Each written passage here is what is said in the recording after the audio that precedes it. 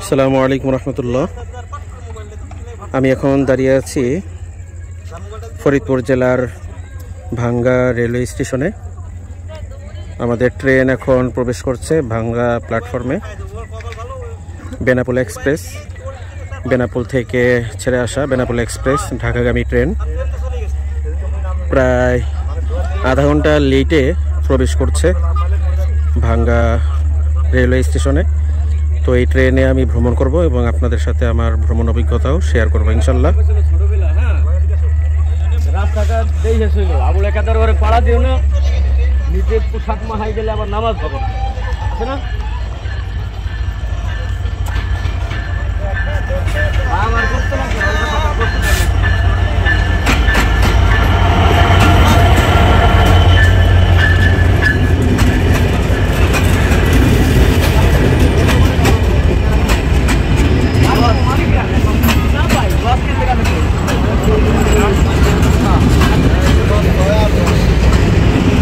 সরেন সরেন।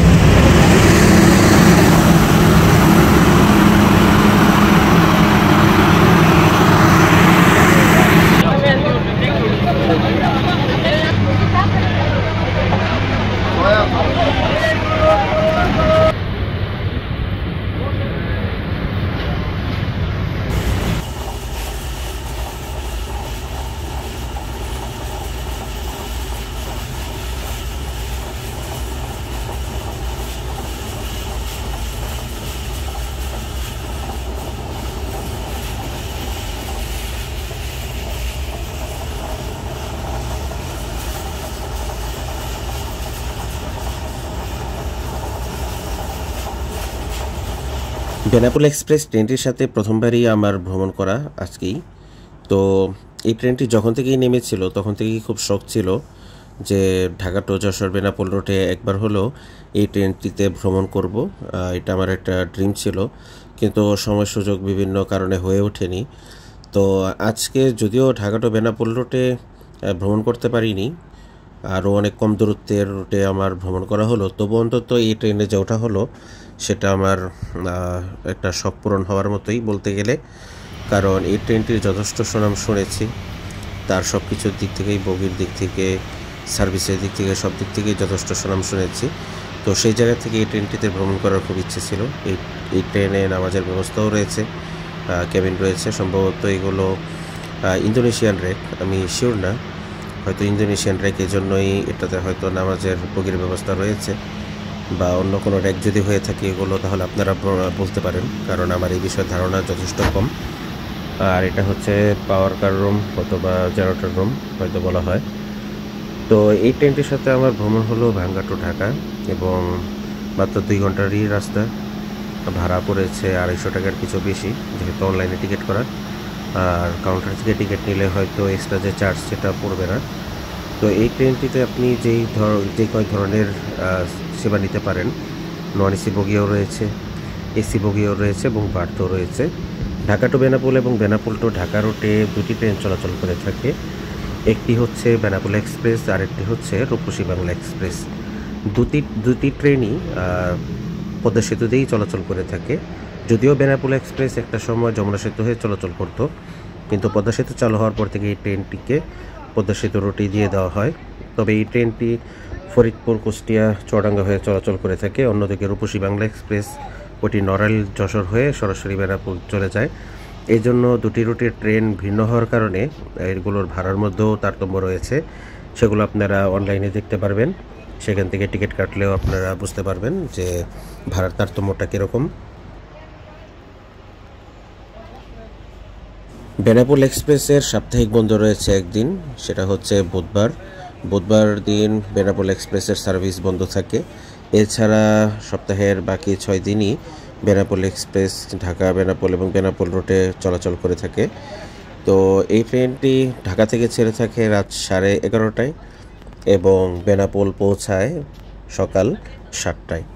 অন্যদিকে দুপুর 12:30টায় আবার বেনাপোল থেকে ঢাকার উদ্দেশ্যে ছেড়ে আসে, আর ঢাকা কমলাপুর রেলওয়ে স্টেশনে পৌঁছায় রাত 8:30টায়। তবে বিভিন্ন কারণে লেট হতে পারে, এবং বাংলাদেশের রেল বলে কথা, যথেষ্ট লেট হয় বিভিন্ন কারণেও হয়, অকারণেও হয়। যেমন আজকেও আমার সাথে যে ঘটনাটা ঘটেছে সেটা হচ্ছে, আমার সাথে বলতে আমাদের ট্রেনের সাথে আর কি, সেটা হচ্ছে পদ্মা সেতু পাড়ি দেওয়ার পরে কোনো ধরনের ক্রসিং নেই, কোনো কিছুই নেই, তবুও 4টি জায়গায় ট্রেন থেমে গেল এবং প্ল্যাটফর্মে না, প্ল্যাটফর্ম ছাড়াই থেমে গিয়েছে। কেন থেমেছে, কী কারণে থেমেছে, এটা সুনির্দিষ্ট কোনো কারণ আমি জানিও না।